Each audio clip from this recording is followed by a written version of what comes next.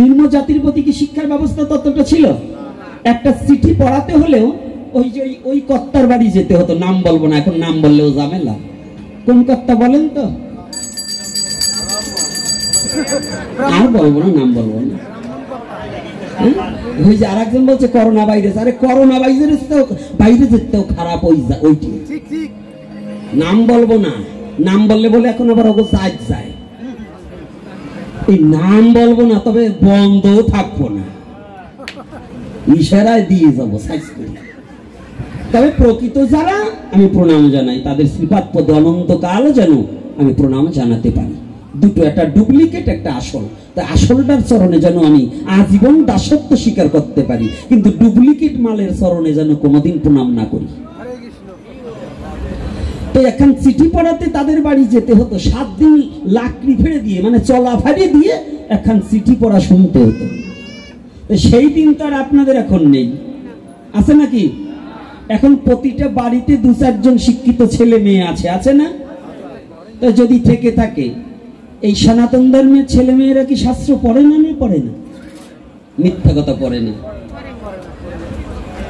পড়লে এগুলো থাকতো না, এই বর্বরতা থাকতো না। পড়লে, অর্থাৎ যদি শিক্ষিত হয়ে থাকো, তাহলে নিজের বিবেকের কাছে একটু জাগত যে এই কলির যুগে বলি বৈধ না অবৈধ। পশু বলি দিয়ে, পশুটাও একটা জীবন। তাহলে যদি শাস্ত্র পড়তাম, তাহলে গীতা পাঠ করতাম। গীতায় কি বলছে?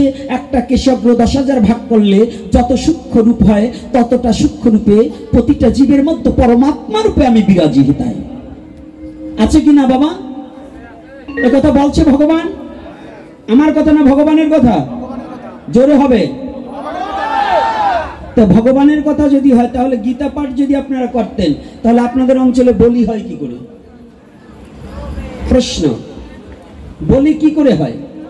তাহলে আপনারা গীতা পাঠ করেন, গীতা পড়েন কিন্তু পাঠ করেন না। পড়া আর পাঠ করা এক না। পড়েন কিন্তু ধরেন না। গীতা পড়া হয় কিন্তু ধরা হয় না। ধরলে পরে আত্মচৈতন্য। পৃথিবীর এমন কোন দুশ্চরিত্র ব্যক্তিও নাই যে যদি গীতাকে কেউ ধারণ করতে পারে তার সৎ চরিত্রের অধিকারী হবে না। আমার এটা বিশ্বাস হয় না। পৃথিবীর এমন একখানা গ্রন্থ, যে গ্রন্থের কথা স্বামী বিবেকানন্দ যখন চিকাগো শহরে গিয়েছিলেন, সর্বধর্মের গ্রন্থ আনা হলেন, তার সবার নিচে রাখলেন শ্রীমদ ভগবদ গীতা, সবার নিচে।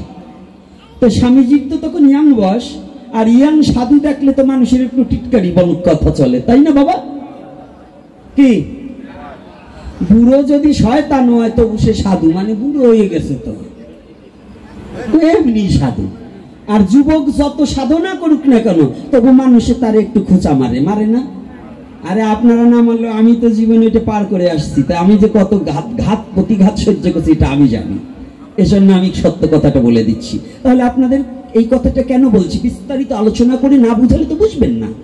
তো চিকাগো শহরে যখন স্বামী বিবেকানন্দ যায়, তখন একটু খোঁচা মেরে বলে, ইয়াং জেনারেশন তো ভাবছে ওনাকে রাগিয়ে দেবো। সনাতন ধর্ম থেকে কে আনছে? বলছে ওই আচার্য। তো কর্মবীর স্বামী বিবেকানন্দ, আমি প্রণাম জানাই তার চরণে। এই বিবেকানন্দকে বলছে, স্বামীজি আপনার ধর্ম কত ছোট দেখছেন? বলছে কেন? বলছে সব ধর্মের গ্রন্থের নিচে হচ্ছে আপনার গ্রন্থ। সমস্ত ধর্মের ধর্মগ্রন্থের নিচে হচ্ছে আপনার ধর্মগ্রন্থ। স্বামীজি হেসে দিয়েছে, সাহেব আপনার বুঝতে একটু ভুল হয়েছে। বলছে কেন? বলছে দেখুন, ঘি যত মূল্যবানই হোক, তা যদি পাত্রটা ভালো না হয় তার কিন্তু ধরে রাখতে পারবে না। তাহলে ঘি পথে পড়ে থাকলে তাকে যেমন চেটে খাওয়া যায় না, আমার সনাতন ধর্মের গীতা হচ্ছে পৃথিবীর সমস্ত ধর্মগ্রন্থকে ধরে রাখছে। রাধে রাধে। কারণ সবার ভার যে বইতে পারে, সবার ওজন যে সহ্য করে থাকতে পারে, তিনি হচ্ছেন শ্রীমদ ভগবদ গীতা। গীতা হচ্ছে জ্ঞান গভীরতম এবং পালনকর্তাকারী মাতৃদেবী হচ্ছে শ্রীমদ ভগবদ গীতা।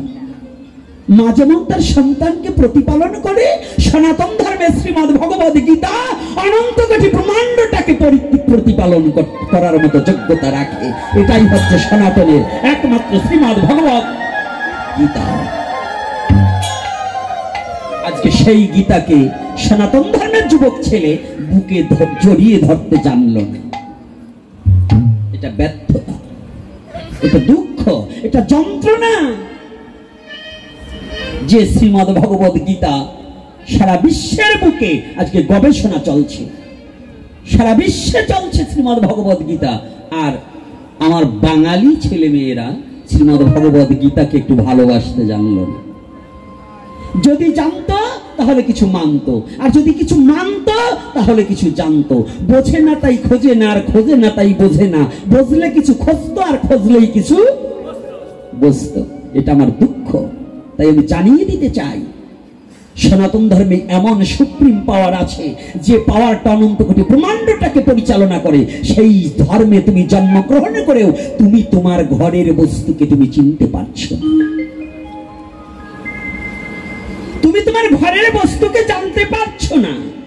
এটা ব্যর্থতা, এটা বর্বরতা যে আজও গীতাকে আমি জানতে পারছি না। এটা মূর্খতা ছাড়া আর কিছু নয়। তুমি বিএ পাস করতে পারো, এমএ পাস করতে পারো, ডক্টরেট করতে পারো, কিন্তু তুমি ভগবত তত্ত্ব অনুশীলন না করলে তোমার মতো মূর্খ ছাড়া আর কিছু নয়। এজন্য বলছে, বলো দেখি এ জগতে মূর্খ বলি কারে? বলছি হিতাহিত জ্ঞান নাই মূর্খ বলি তারে। হিত আর অহিত আমার কোনটা মঙ্গল হবে এই বোধগম্য যদি আমার মধ্যে জাগ্রত না হয়, তাহলে আমার চেয়ে মূর্খ পৃথিবীতে হতে পারে না। খালি পকেটে কলম নিলে আর সার্টিফিকেট অর্জন করলে শিক্ষিত হওয়া, শিক্ষাগত যোগ্যতা অর্জন করে মানুষ চোরও হয়। কি বাবা হয় না? চোর হয় না? বড় বড় অফিসার এমন চুরি করে, ওটা সিং খোঁচাতে বেশি চুরি করে। 5 মিনিটে যা চুরি করে, ওই সিং খোঁচা চোর 10 বছর চুরি করে তো পারে না। তাহলে শিক্ষিত হয়ে চোর হয় না? কি আপনারা আস্তে আস্তে বলেন, আপনারা কি ওই দলের নাকি? একটু জোরে জোরে বলেন, আরে আস্তে আস্তে বললেন না, নাহলে তো বুঝবো আপনারা ওই দলে যাবার চান।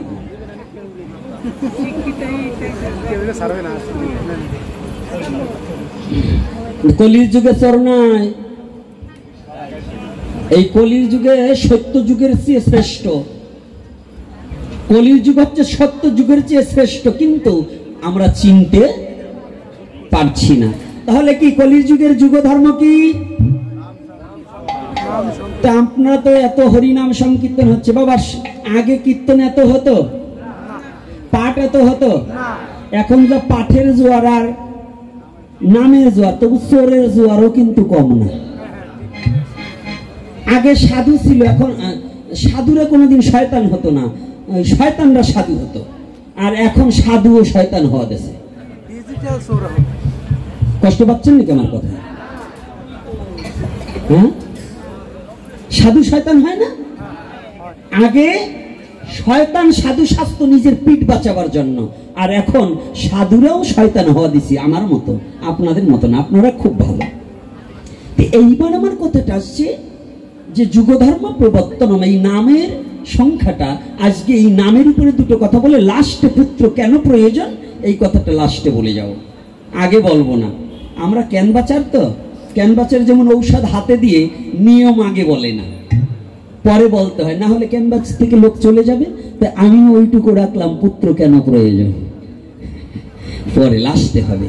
তাই আজকে এই ক্যানভাসটুক করে যাচ্ছি। আমার ক্যানভাচারের ঔষধের মালিক হচ্ছে গৌরাঙ্গ, ডাইরেক্টর নিত্যানন্দ। হ্যাঁ, ক্যানভাচার হরিদাস, আমরা তার দাসের দাস, এই জন্য হরি কথা বিশ্ব জগতে করি প্রকাশ। এইবার এত হরিনাম হওয়ার পরেও আমাদের মনের মলিনতা দূরীভূত হচ্ছে না কেন? সাধুদের মধ্যে ভেজাল যাচ্ছে না কেন? হিংসা কেন ঢুকে আছে? সাধুদের যা হিংসা আছে তা সাধারণ কোনো পাবলিকের নেই। বলুন, সাধুদের যা হিংসা এ সাধারণ পাবলিকের হিংসা নাই। আবার সাধুকর্তারা আপনারা আবার কেউ চাইতেন না। আমি বহুত জায়গা গিয়েছি, এক সাধু আর এক সাধুকে দেখতে পাচ্ছি না। আর আমাদের সে প্রেম কমে গেছে। একমাত্র প্রেম বিলাতে গৌরাঙ্গ অবতার, প্রেমের ঠাকুর হিসাবে আখ্যায়িত করা গৌরাঙ্গ অবতারে, আর সেই অবতারে আমাদের মধ্যে প্রেম শূন্য হয়ে গেছে। কি হয়ে গেছি? আমাদের মধ্যে ভালোবাসা নেই, হারিয়ে গেছে সনাতন ধর্মের প্রেম। কেন হারিয়ে গিয়েছে? কি বলবো না বলবো না? হ্যাঁ, আর কত সময় আলোচনা করব? কত সময়? একজনকে 1 ঘন্টা আর একজনকে সারা রাত। বাবা, কায়দা তো আছে। হ্যাঁ, প্রসাদের ব্যবস্থা আছে তো? হ্যাঁ, আচ্ছা, প্রসাদের ব্যবস্থা না থাকলে কলি হতো জীব। যতই হরি কথা বলেন, 14 নম্বর গুদাম খালি হইলে হরি কথায় কাজ হবে না। এই জন্য প্রসাদের ব্যবস্থাও করতে হবে।